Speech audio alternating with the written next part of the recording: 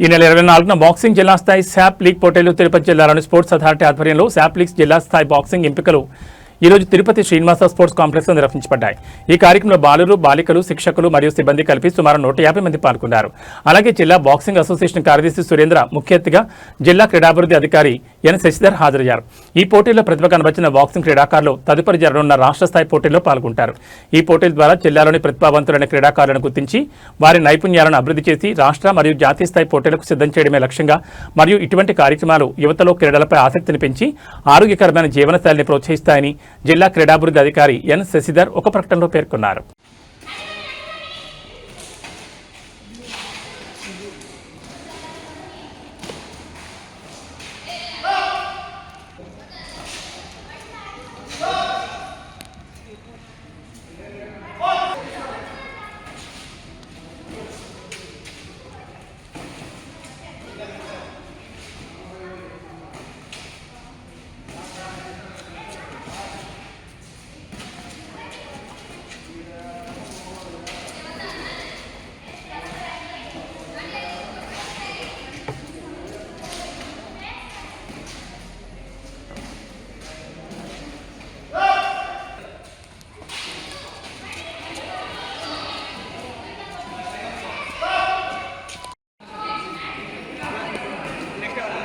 Next,